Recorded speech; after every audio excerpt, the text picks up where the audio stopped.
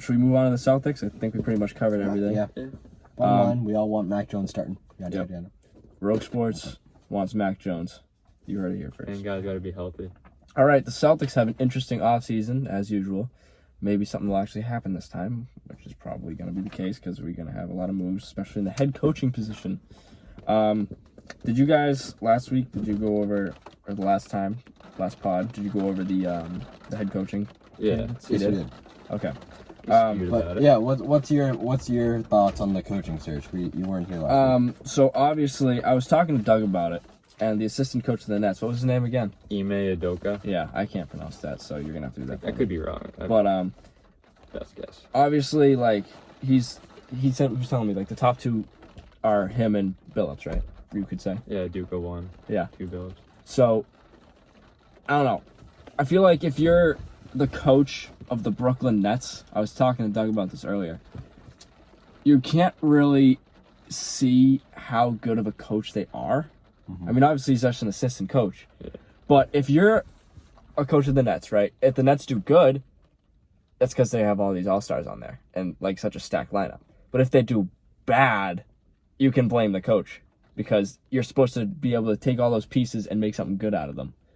You know what I'm saying? It's kind of like a lose-lose situation with the coaching staff. So, like I'm saying, you can't really tell how good he is. He could be good, but he could also not be good. So it's kind of like rolling the dice on that kind of pick for head coach. I agree with that.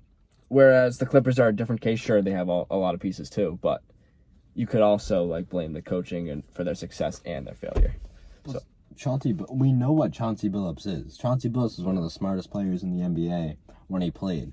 Everyone knows he's like the top candidate. He's a good recruiter. Apparently, he brought KG to Boston. Did he? Yeah, they were saying he was the main guy for that. Wow. I want him. Yes, like, please. Bring Luka or Dave. But like, I think Chauncey's Shut up.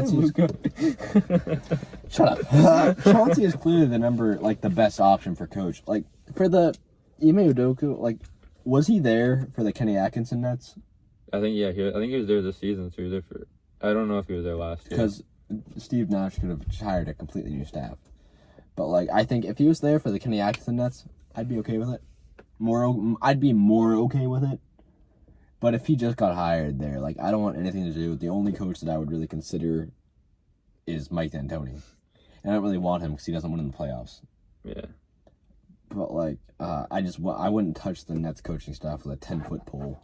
The thing I liked about Udoka, what I read about him is he's a big defensive head coach.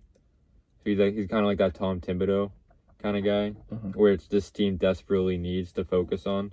Like, their defense is terrible.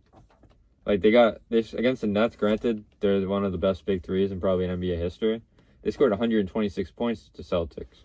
They lost by 15. They did not defend at all. 141 points. Come on now. Yeah.